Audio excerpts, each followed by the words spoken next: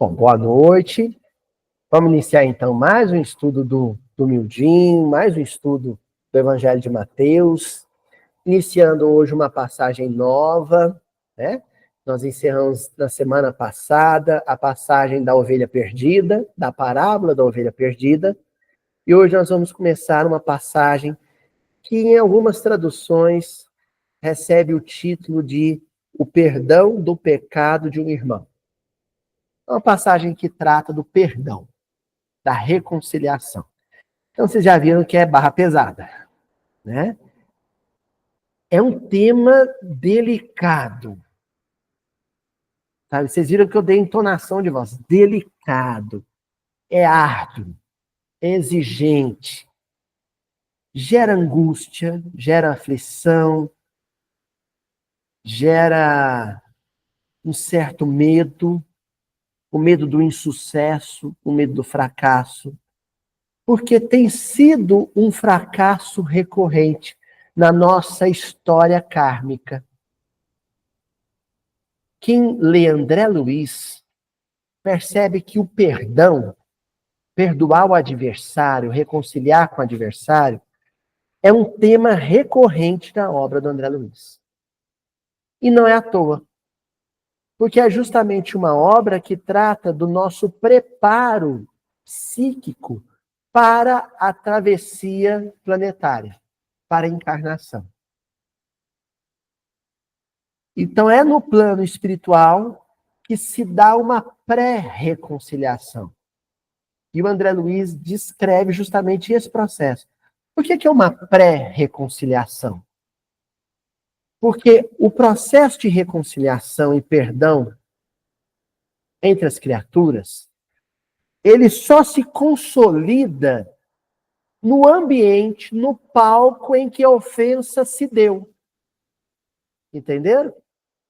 Se a ofensa se deu no plano físico, a reconciliação só se consolida no plano físico. E, normalmente, no cenário em que se deu, com os atores envolvidos na história. Então, é como se a espiritualidade precisasse reconstituir a cena do crime, com os atores do crime, as circunstâncias do crime moral, para que o perdão acontecesse. Entenderam? Então, aquelas narrativas do André Luiz, dos reencontros, as promessas, os planejamentos que acontecem no mundo espiritual, é um processo prévio à reencarnação. Reencarnando, então, vem a convivência, vem o esquecimento do passado. O esquecimento do passado cumprindo duas funções.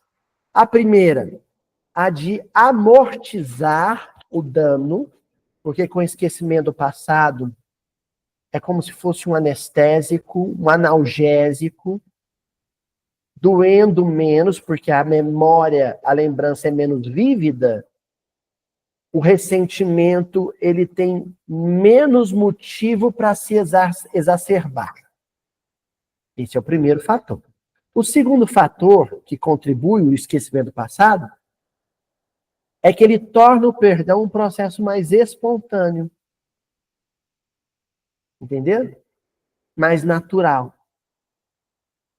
Menos conduzido pela lembrança, pela memória. É como se zerasse mesmo, resetasse o processo, voltasse a viver a mesma circunstância, só que para agir de outra maneira. Entendeu? Você esquece, é conduzido pelo plano maior à mesma circunstância, e aí então tem a oportunidade de fazer diferente. Ou de reagir diferente. Tá? Isso tudo antes de ler a passagem, viu, gente? Segundo aspecto. É muito difícil, no curso das encarnações, a certa altura, identificar quem é o autor primário da ofensa. Porque a gente está condicionado a sempre reagir mal a uma ação má. O outro age mal e eu reajo na mesma intensidade ou de forma pior. Isso vai provocar uma reação à minha reação, certo? E aí o processo vai se reproduzindo de tal maneira que no curso de 1000 anos, 2000 anos, 3000 anos, no fim da história, ninguém mais lembra quem é que começou o processo de ofensas. Tem um desenho animado que eu assisti com o Chico, esses dias, semana retrasada, que é do Papai Noel, que é uma das possíveis histórias do Papai Noel, né?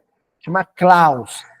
Aí eu tenho que assistir com ele. Mas aprendo tanta coisa. E lá, quem já assistiu o Klaus, o pessoal da internet, vai lembrar. E é uma cidade, uma aldeiazinha, onde a cidade é dividida em duas famílias, e as duas famílias são inimigas. E elas vivem em guerra. E aí tem tipo uma espécie de um museu lá na cidade, que é a história das batalhas e das lutas, né, tia Adriana? Que aquelas duas famílias já travaram nos últimos séculos. E aí, a um determinado momento, que alguém pergunta para os patriarcas, a matriarca e o patriarca das duas famílias. E quem começou? Ah, nós não lembramos, não. Aí eles mostram no museu umas pinturas rupestres dos dois lados lutando, tacando pedra, pau no outro. Então, a coisa é longeva. Muitos dos nossos desafetos são desafetos longevos. São inimizades longas, antigas. Certo? E aí nós vamos estudar uma sequência de versículos só sobre o tema do perdão. Vai ser uma maratona. Vamos imaginar que isso aqui é uma série de streaming. Vai ser uma maratona toda quarta-feira, de agora em diante. Nós vamos ter um curso severo, intenso, sobre reconciliação com desafetos. Vocês topam ou querem pular essa passagem para a próxima? A próxima é pior.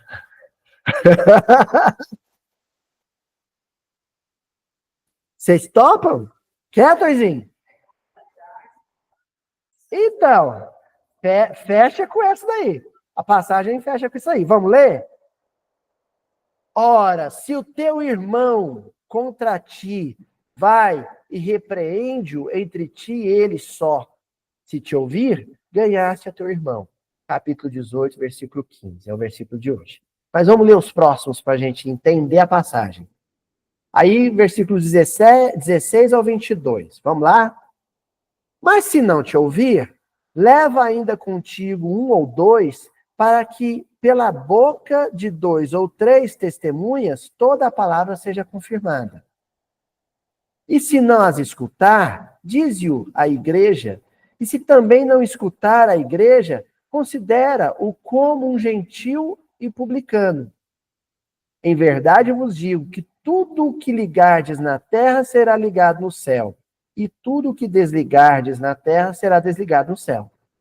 Também vos digo que se 2 de vós concordarem na terra acerca de qualquer coisa que pedirem, isso lhes será feito por meu Pai que está nos céus.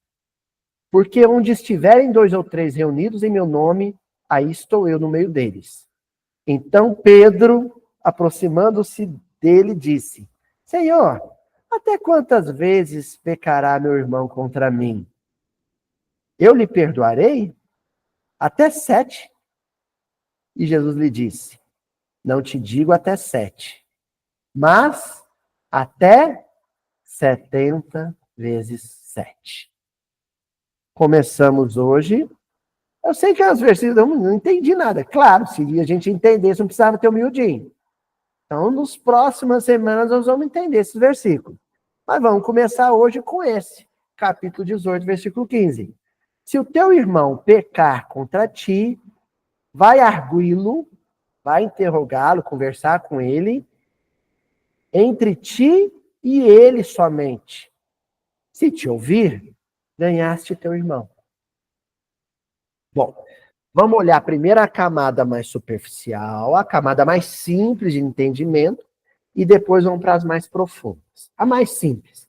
Jesus está nos ensinando uma coisa muito comum, muito em moda hoje, que se chama inteligência emocional. Pessoas destemperadas, pessoas descontroladas, pessoas desorientadas psíquica e emocionalmente resolvem, lavam roupa suja em público. Vou repetir. Pessoas emocionalmente descontroladas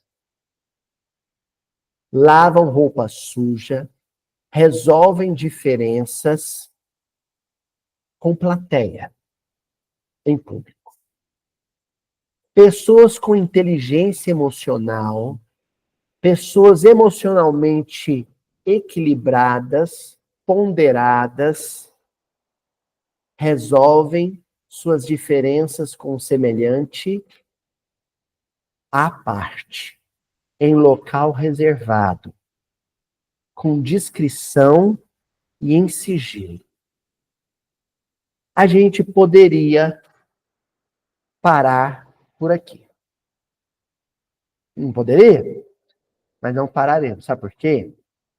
Não há garantias de que, ao ficar em particular, em sigilo, as diferenças sejam resolvidas.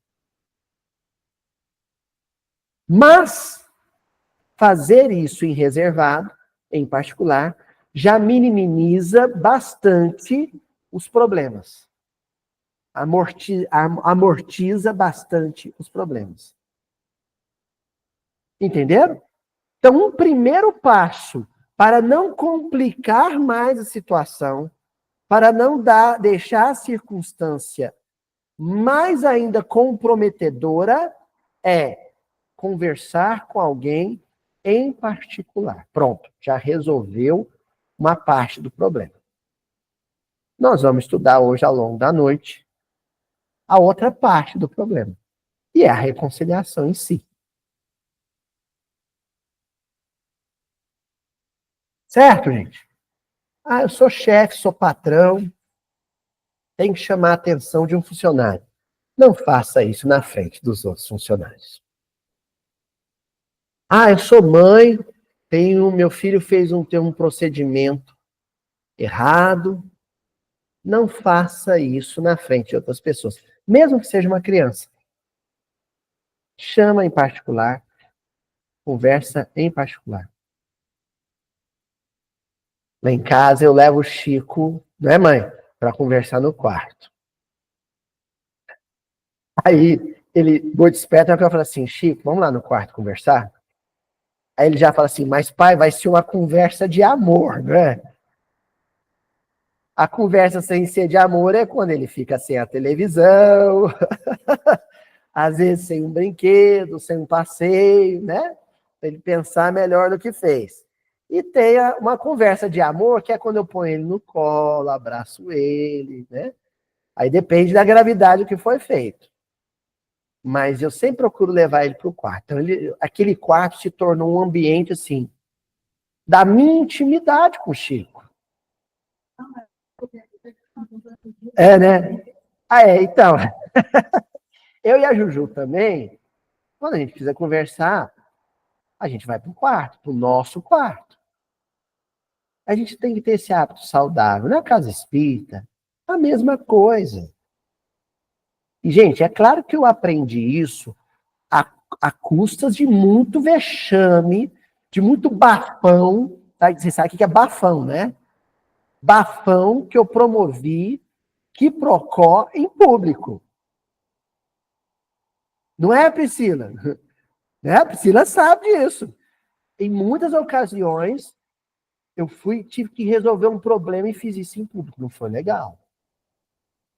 E aí você vai aprendendo.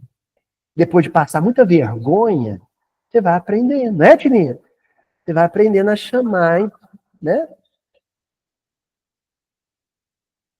Ai, não é assim? Isso. Exatamente. A minha mãe era muito escandalosa para chamar a nossa atenção. Ah, beleza, vou te arrebentar, vou te matar, matava nada. O meu pai era assim, por exemplo, eu tirava uma nota baixa, né? Aí eu chegava para minha mãe, ela rasgava o caderno. Vou contar uma coisa aqui, as mágoas, as sombras, né? Uma vez eu tirei uma nota baixa em matemática porque eu queria escrever poesia e contos. Aí eu fiz o meu caderno de matemática todinho, tinha contos e poesias que eu escrevi. Aí ela foi na reunião de pais que eu tinha tirado nota baixa. Aí ela chegou em casa, pegou meus poemas, meus contos, todos rasgaram. Assim, rasgou. Por isso que eu quase não dei o morro alto para ela de presente. Eu quase não dei. Tá aqui. Agora o meu pai não. Meu pai tirava nota, aí eu estava numa escola particular, aí ele falava assim, ele trabalhava de operário numa fábrica, lubrificando máquina. Assim, o 13º ficava todinho em dívida que ele tinha com a escola. Ele acumulava mensalidade, tinha que quitar no final do ano. Aí eu tirava uma nota baixa. Gente, nota baixa minha era 7, viu? Tem que fazer essa ressalva. Mas era nota baixa. Aí ele virava para mim e falava assim, filho, a sua função é tirar nota boa, a minha é pagar a escola. A minha parte eu fiz. E dá vontade de falar assim, dá um tapa na minha cara, me bate, que dói menos. E ele sempre fazia isso em reservado. Isso gerava uma situação de autoconstrangimento. Não é ele que me constrangia, eu me sentia constrangido. Aí eu me esforçava. A minha mãe era escândalo. Né?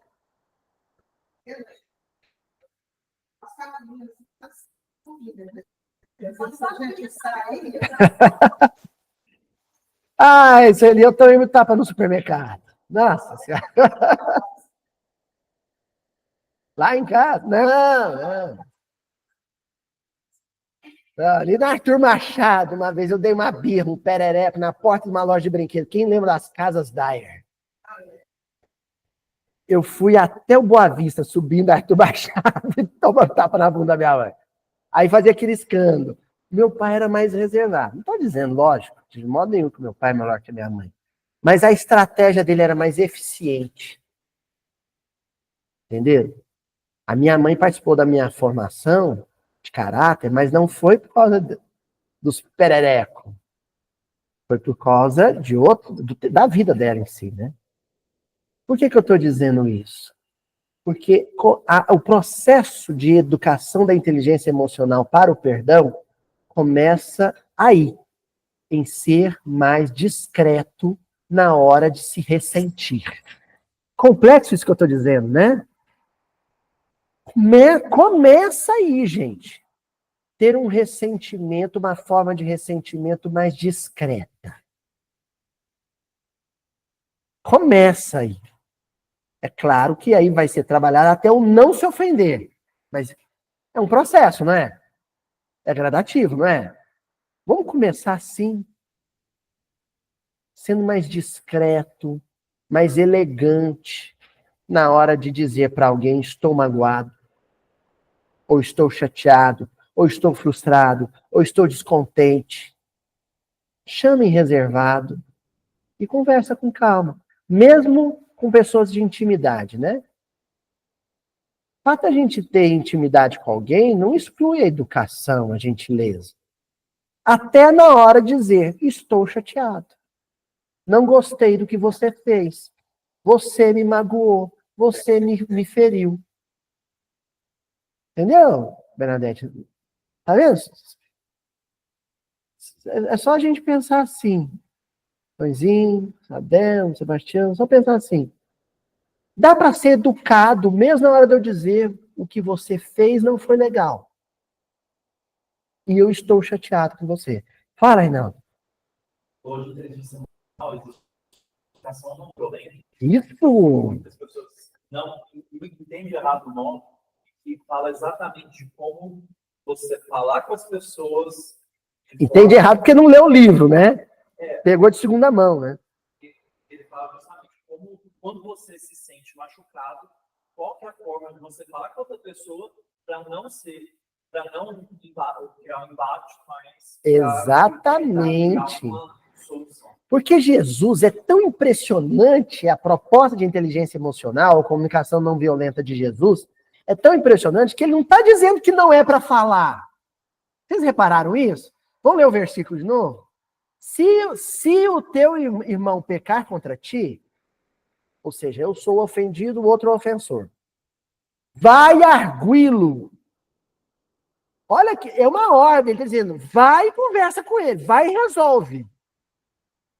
Porque o contrário de não resolver é curtir a mágoa. Destilar, entendeu, Priscilinha? É destilar a mágoa. É macerar a mágoa. Não é isso. Isso vira doença ou vira vingança. Ou vira doença ou vira vingança. Ele está dizendo, vai arguí-lo. Só que aí ele diz como? Entre ti e ele somente. Entre ti e ele somente. E aí eu vou mais além. Se você for arguí-lo com raiva, com ódio, com ira, com cólera, o seu padrão vibratório vai estar baixo. Se vai estar baixo, você vai imantar, vai atrair que tipo de espírito? Que tipo de companhia desencarnada? Então, na hora que você sentar para conversar com ele, vocês vão estar sozinhos? Não.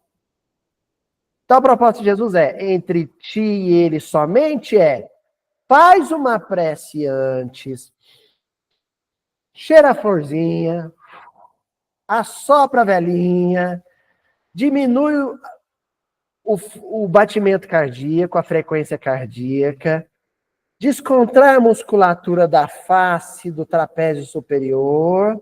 Acalmou? Aí você vai conversar com ele. Como você vai estar num estado vibratório excelente, as companhias indesejadas não vão se aproximar. E as companhias desejadas são discretas e elegantes também. Até os espíritos superiores vão se afastar para que essa conversa seja apenas entre vocês. Eu sei disso porque várias ocasiões o André Luiz,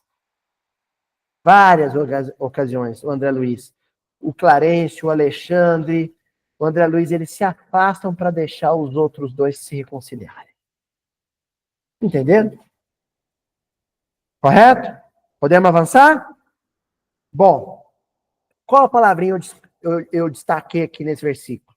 O ganhaste o teu irmão.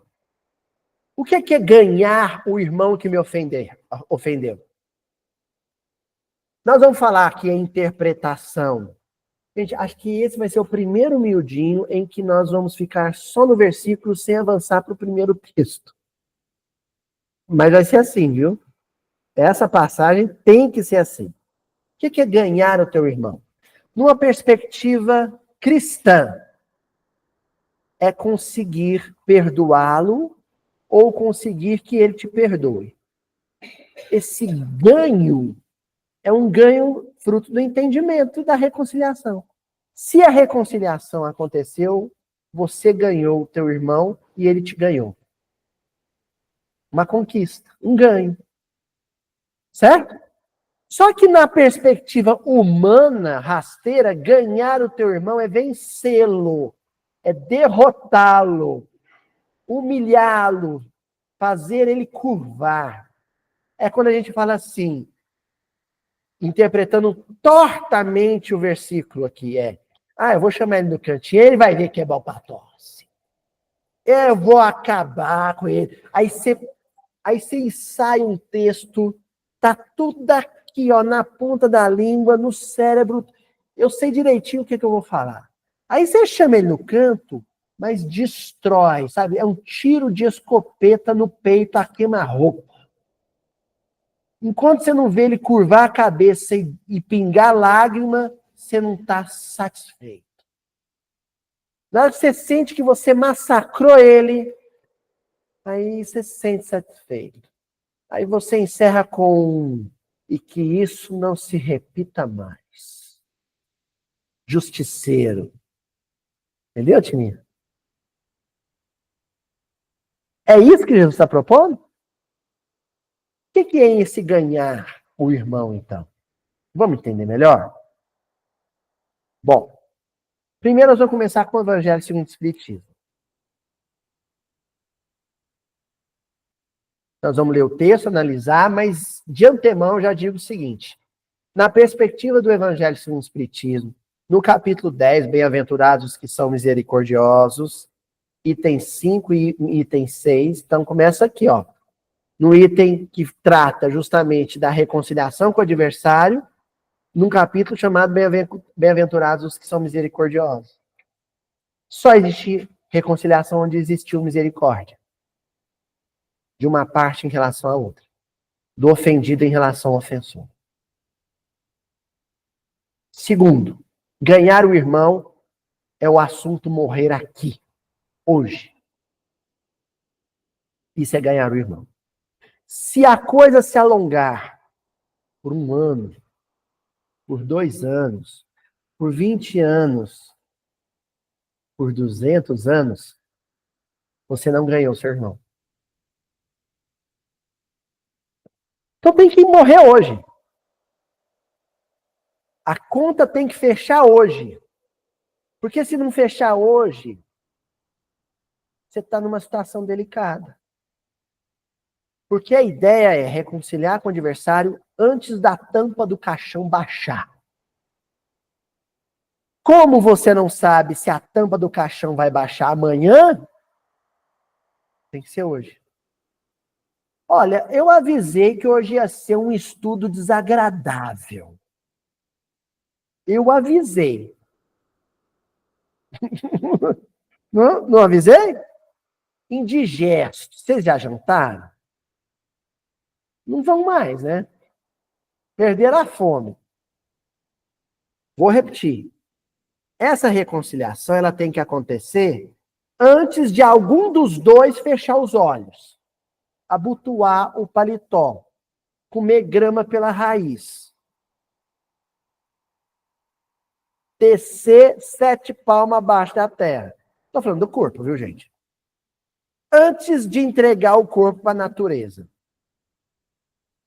Aí o problema é o seguinte, a gente fala assim, não, antes de morrer, antes de eu morrer, eu resolvo isso.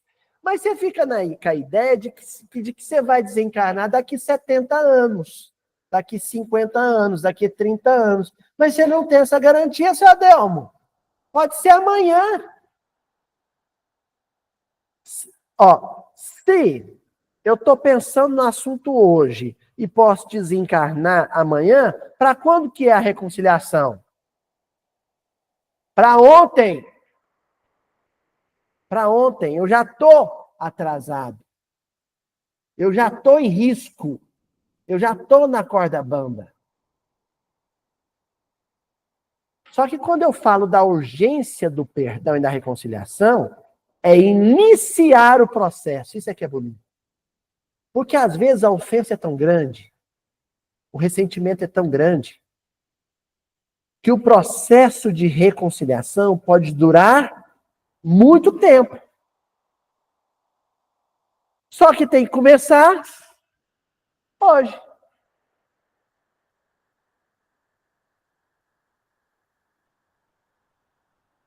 Aí a dona Joana tem um pernil. Vai lá na internet e descobre que para assar o pernil é 1 hora por quilo. Eu vi, uma vez eu vi isso. É mais ou menos, né? 1 hora por quilo. E o pernil dela tem 10 quilos. Quantas horas de forno, dona Joana? Agora, se a senhora falar assim, nossa, mas vai demorar demais. Aí daí 1 hora a senhora, nossa, aí você olha para ele, tem que temperar. Aí daí mais 2 horas, a senhora fala assim, nossa, mas tem que ligar o forno.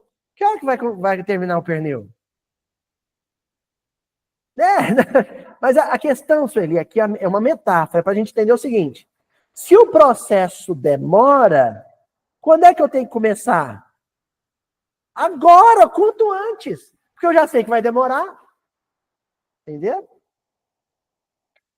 O fato de eu chamar alguém em particular e propor para esse alguém um processo de reconciliação, não significa que a reconciliação vai acabar no final da conversa.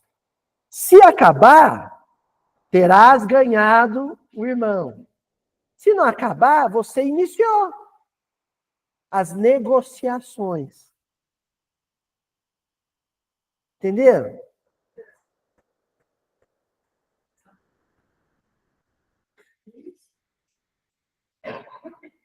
Aí eu chego para Euridice e falo assim, chamo ela em particular, assim, Euridice, você não sabe o tanto que você me magoou aquele dia que você trouxe aquele bolo de cenoura tão gostoso e eu tinha feito um bolo de cenoura meia boca e todo mundo comeu o seu bolo de cenoura e não comeu o meu. E eu tô chateado com isso. Tô magoado com isso. E eu fiz um suco de acerola meio esquisito, você fez aquele suco de maracujá divino. E eu tô magoado. E você não podia ter feito isso comigo. Aí a Euridice vai falar assim para mim, mas você não pode se magoar por esse motivo. E conversamos ali 15, 20 minutos e não chegamos num acordo, certo? Cada um foi para sua casa, certo? Aí a Euridice dormiu. Ou não dormiu. Ou não dormiu. No outro dia ela me chama de volta e fala assim, Aloísio, eu tive pensando no que você me falou ontem e eu acho que você não está magoado por causa do bolo em si, mas porque eu fiquei me exibindo, fiquei me gabando, fiquei elogiando meu próprio bolo. Então eu queria também te pedir desculpa. Você teve motivo para ficar chateado. Aí eu falo para Euridice assim, não, Euridice. Depois ele falou, a gente foi para casa, eu falei assim, não, mas eu não posso me magoar por isso. Aí os dois falaram assim, então vamos encerrar essa história por aqui? Vamos fazer o seguinte, eu vou te ensinar a fazer meu bolo e da próxima vez cada um faz um tabuleiro. E os dois se abraçam, e o Euridice se abraça e resolveu o problema. Eu achei que ia dar para resolver em 5 minutos, mas levou 24 horas. Ou 1 semana. Ou 1 mês. Mas ali, naquele chamar à parte, eu iniciei um processo. E se eu ficasse só guardando aquilo por décadas sem resolver?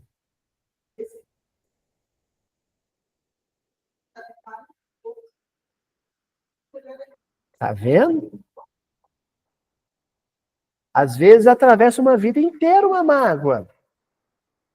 Ó, o Evangelho segundo o Espiritismo diz assim, a morte, como sabemos, não nos livra dos nossos inimigos. Tem que começar o processo.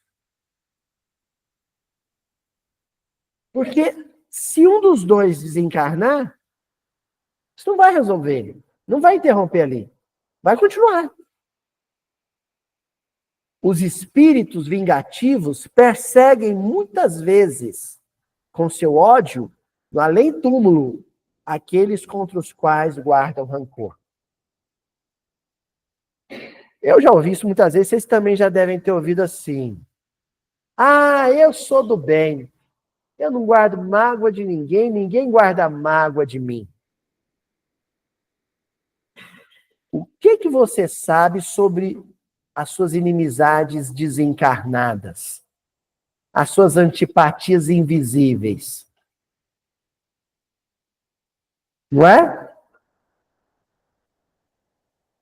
Sabe aquele dia que a gente dorme mal, acorda no outro dia com dor no pescoço, tenso, e fala assim, nossa, mas o bruxismo piora, né, Priscila? Aí gasta os dentes tudo, assim, morde, o maxilar, acorda tenso.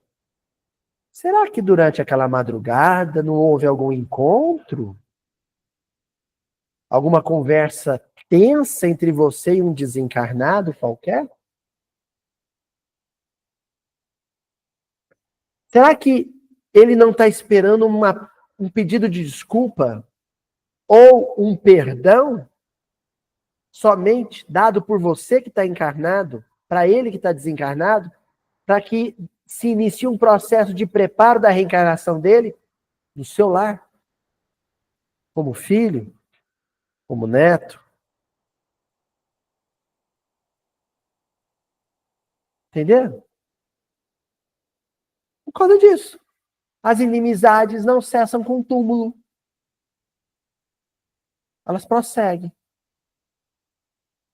Olha, se você tem inimizade com alguém e está satisfeito porque esse alguém mora em outra cidade, e aí você não precisa encontrar com esse alguém, ou está satisfeito porque ele mora do outro lado da cidade, ou está satisfeito porque aí você, no bairro, na padaria que ele frequenta, você não vai, você só está livre desse processo enquanto ele estiver encarnado também. Porque na hora que ele desencarnar, ele pode ir para o seu quarto, passar a noite com você.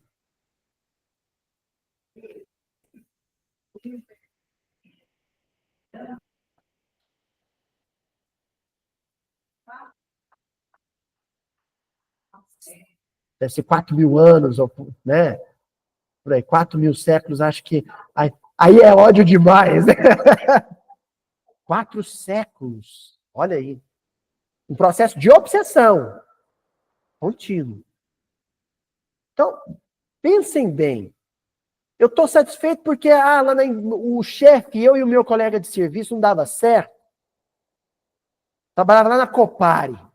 Aí o senhor Adelmo resolveu o problema. Pôs um para trabalhar num setor e o outro no outro setor. Só que aí um desencarnou, senhor Adelmo. Vai lá na casa do outro. Tirar satisfação com ele de madrugada. Quando o outro sai do corpo, ele vai lá tirar satisfação. Oi? Esse Reinaldo, ele adora complicar nossos miudinhos. Olha o que o Reinaldo falou. E precisa desencarnar para isso? Não precisa, e tem um caso no mundo maior. No mundo maior. De 2 se encontram fora do corpo e que vão para as vias de fato. Rola no chão, em luta. Um adversário sai do corpo, o outro sai do corpo. Olha, frase de João Guimarães Rosa. Vocês sabem do meu amor pelo Guimarães Rosa, né? Olha a frase do Guimarães Rosa. Quem muito se evita, mais se convive. Quem muito se evita, mais se convive. Como? Sai do corpo e vai lá na casa do outro tirar satisfação. Você está lá dormindo, desprende do corpo, você está na sua cama, aí você levanta, começa a andar pela sua casa, chega na sala, está sentado no seu sofá, o seu adversário. Vem aqui para a gente resolver nossas diferenças. Aí você acorda suado, sonhei com fulano, vou rezar. Não é assim? Pergunta como é que eu sei. Fala, Reinaldo. Isso. Bem lembrado. No outro dia, tá aquela ressacona, né? A vaga lembrança, eu acho que eu sonhei com fulano, eu não sei o que é. Não é? Ó, continua o Evangelho segundo o Espiritismo. E aqui nós estamos falando de obra básica, você nem precisa ler André Luiz, você já leu, se você abrir o Evangelho ao acaso, vai vir essa lição. E é no dia que você briga com alguém, eu odeio, nunca mais falo com o ciclano. Aí te dá na telha de abrir o Evangelho segundo o Espiritismo, vai cair isso aqui, viu? Aí você tá lá em casa, você não sabe como, seu celular liga sozinho, abre no miudinho, tá lá o Aloysio falando essas coisas. Eita! Do ponto de vista da tranquilidade futura, que cada um repare quanto antes os agravos que haja causado ao seu próximo e que perdoe aos seus inimigos, as duas mãos, as duas vias, a fim de que, antes que a morte chegue, esteja apagado qualquer motivo de dissensão, toda causa fundada de ulterior animosidade. Antes que a morte chegue. E aí, gente? Vocês querem desistir ou quer prosseguir na jornada? Tem que ir, né? Nós já chegamos até aqui mesmo, Cristina. Ó, qualquer coisa vocês somatizam, chega em casa, vomita bastante, né? Toma sal de fruta, respira fundo. Dorflex ajuda também, descontrai a musculatura. Faz uma prece. Semana que vem tem mais. Ó, ainda no Evangelho segundo o Espiritismo, no capítulo 10. Quando Jesus recomenda que nos reconciliemos o mais cedo possível com o nosso adversário, não é somente objetivando apaziguar as discórdias de nossa atual existência. É principalmente para que elas se não perpetuem nas existências futuras. Eu já contei isso aqui, mas eu vou repetir porque é muito divertido. Vocês sabem da minha irmã, amiga, professora Irmaíla, né? Uma freira católica. E ela fala um negócio muito divertido. Ela fala assim, mano, vocês espíritas, o problema de vocês é acreditar em reencarnação. Eu falei, como assim, mano? Ela fala assim, é porque é assim. Os católicos, quando lê o reconcilia o quanto antes com o seu adversário, ele pensa assim, eu vou correr e reconciliar, porque se eu morrer amanhã eu vou para o inferno. E vou arder no inferno eternamente porque não me reconciliei. Agora vocês espíritas acreditam em reencarnação, vocês pensam assim, na próxima, nessa não dá. Vou deixar para a próxima. E aí vocês vão e desencarnam e vai empurrando para a próxima, para a próxima. Então, para vocês acreditar em encarnação está sendo um mau negócio. É melhor ser um católico que fica com medo do inferno, corre e reconcilia, do que um espírita que usa a encarnação para empurrar de barriga o problema. Fala, Sadel.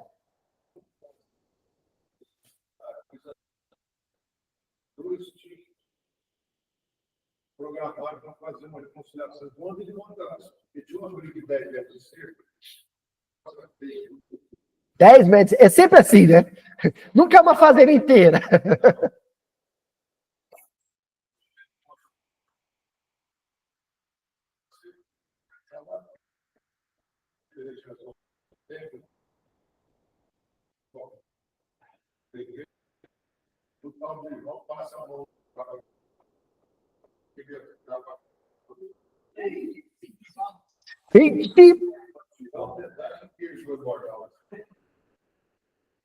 Olha que incrível. Vou contar aqui, o pessoal da internet não ouviu. Ó, o seu Ademo está contando de dois irmãos que brigavam por causa de 10 metros de cerca, combinaram de encontrar a cavalo perto da cerca para se reconciliar.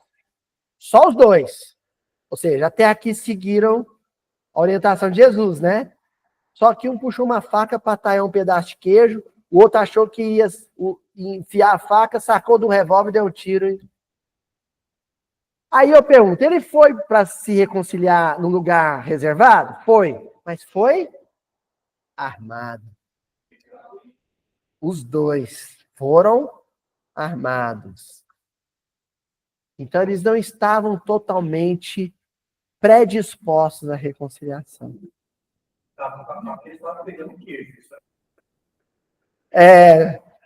Que história também. Quem vai comer queijo na frente do outro na hora da reconciliação? Eu só posso concluir uma coisa, Reinaldo. Era mineiro. Só o mineiro fica sem comer uma taia de queijo. Tinha que celebrar comendo a taia de queijo, né? Olha só. Tá vendo? Gente, E aí, olha que interessante, Jesus fala assim, o Kardec fala assim, quando Jesus recomenda que nos reconciliemos o mais cedo possível com o nosso adversário, não é somente objetivando apaziguar a discórdia ali, né, da nossa atual existência, é principalmente para que ela se não perpetue nas existências futuras. Não saireis de lá da prisão, um cárcere, né? A mágoa, o ressentimento, é uma jaula. Enquanto não houverdes pago até o último centavo. Isto é, enquanto não houverdes satisfeito completamente a justiça de Deus. Justiça dos homens, vingança. Justiça de Deus, amor. O que é o pagar o último centavo, o último centil? É amar o inimigo. Amar o inimigo. Mas aí tem uma outra passagem no Evangelho, que nós não vamos estudar hoje, vamos estudar nas próximas semanas, mas eu vou adiantar alguma coisa, que fala sobre como é que se constrói esse amor pelo inimigo. Tem um passo a passo, tem um tutorial. Tutorial de Jesus, como construir uma relação de amor com um adversário. Primeiro passo, parar de desejar o mal para ele. Parar de desejar. Gente, uma vez eu vi uma entrevista de um político que era adversário político de um outro político e que queria que esse outro político deixasse o cargo. E ele foi dar uma entrevista e disse assim: eu vou trabalhar para que o fulano saia do cargo e ele vai sair nem que seja por um câncer. E o outro estava com câncer. Nem que seja por causa de um câncer, eu quero que ele saia. O que ele está sentindo e desejando pelo outro? O mal, a dor, o sofrimento. Aí Jesus diz o seguinte, começa, o Evangelho, aliás, segundo o Espiritismo, começa não desejando o sofrimento, o prejuízo, a má sorte para o outro. Parou de desejar a ruína, a queda, sabe quando ele fala assim, ele há de pagar o que fez comigo? Você está rogando praga, está desejando o mal, o sofrimento do outro. Para. Toda vez que vier um impulso assim, você fala, não posso querer o mal dele.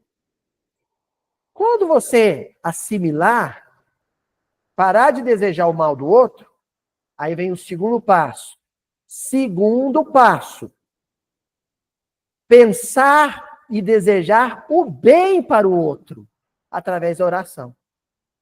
Conseguir rezar para ele, pedir em prece para ele saúde, paz, bem-estar, sucesso. É o próximo passo. Terceiro passo, se alegrar com as vitórias do outro. Quando chegar a notícia de que ele passou no concurso público, de que ele teve mais um filho, de que ele conseguiu mudar para uma casa melhor, você ficar feliz porque ele se deu bem. Eu estou em qual passo mesmo? Terceiro. Quarto passo. Não se opor a uma reconciliação. Dizer em prece, dizer mentalmente para Deus, Senhor, eu estou me sentindo pronto para abrir a porta da minha casa se ele tocar o interfone. Para baixar o vidro do meu carro se ele parar do lado da calçada. Para não mudar de calçada se ele estiver vindo no sentido contrário na mesma calçada. Ou seja, eu estou aberto à reconciliação. Se o Senhor, meu Deus, quiser criar uma circunstância de proximidade, eu estou aberto para dizer, olá, fulano, tudo bem? Bom dia. E estender a mão. Eu estou pronto. Você ainda, no quarto passo, não consegue ir até ele. Mas você fala assim, se as circunstâncias da vida colocar a gente junto, eu não vou virar a cara, eu não vou cruzar a calçada e eu não vou fechar a porta. Quinto passo, é quando você diz assim, hoje eu acordei, tem uma música do Zé Cabaleiro, né? Ele fala assim, hoje eu acordei querendo dar bom dia pro delegado. Hoje eu acordei e tô com uma vontade lascada de mandar uma mensagem no WhatsApp, ligar, eu sou do tempo que liga, de ligar, bater um telefone, ou então tocar o interfone na casa dele e falar, eu vim aqui para dizer que aquilo que você fez comigo está esquecido, está perdoado, e eu quero que a gente reconstrua uma amizade. Ou então, dizer, eu vim aqui para te pedir perdão, eu nunca devia ter feito aquilo por você, contra você. Estão vendo que é o quinto passo? É o quinto. Então, o que você tem que fazer? Você tem que, antes de dormir, fazer a seguinte pergunta. Em relação àquele meu desafeto, eu estou em qual desses passos? Em qual dessas etapas? Aí você contabiliza, você fala assim, não, eu não desejo mal para ele. A noite passada eu fiz uma prece, fiquei sabendo que o filho dele está doente, fiz uma prece por ele, pela família, mas eu ainda gostaria que Deus mantivesse ele longe de mim. Então, eu já sei, eu estou no passo 2. Não, eu já faço prece para ele, mas eu não desejo mal para ele, mas eu ainda não consigo fazer prece para ele. Então, eu estou no passo 1. Entendeu? Não, já penso bem, desejo bem a sorte para ele, faço prece para ele, não desejo mal para ele. Se ele bater na minha porta, eu vou abrir a porta. Eu só ainda não dou conta de ir lá conversar com ele. Tá entendendo? Você vai se identificando em qual desses momentos, quais desses momentos você se encontra em relação a fulano. Certo? Bom, nós vamos pausar aqui, porque agora vem um outro texto, que nós vamos deixar para a semana que vem. Tem mais 2 textos. Não tenho pressa, tá bom? Não tenho a menor pressa de acabar essa passagem sobre perdão. Vocês já viram que é tarefinha de casa para os próximos 7 dias. Tarefinha para todos nós, viu? Eu tô só aqui, ó. Caboclo tá falando aqui no meu ouvido, eu tô repetindo. Eita. Tarefinha para os próximos 7 dias. Identificar, primeiro, quais são os meus desafetos, ou qual é o meu grande desafeto, e em qual dessas 5 etapas eu me encontro em relação a ele. Vocês acharam que eu ia mandar dar um passo, né? Não, em 7 dias não dá. Vou pegar leve. Tá bom, dona Joana? Combinado. Só isso. Em 7 dias, eu tenho que, antes de quarta-feira que vem, dizer assim, eu consegui identificar quem é o maior desafeto da minha vida e consegui identificar em qual desses 5 passos, dessas 5 etapas, eu me encontro em relação a ele. Aí, para os outros 7 dias, é avançar um passo. Tá bom? Isso é miudinho, gente. Só isso. Só isso. Tá bom? Seria um ótimo presente de Natal para Jesus conseguir isso até o dia 25 de dezembro. Vocês entenderam? Sabe por quê? Natal, a gente celebra o nascimento de quem? O Natal é uma festa de aniversário. Numa festa de aniversário, eu levo um presente para o aniversariante, né? Não é assim? Que presente Jesus gostaria que eu levasse na festa dele? Tá bom?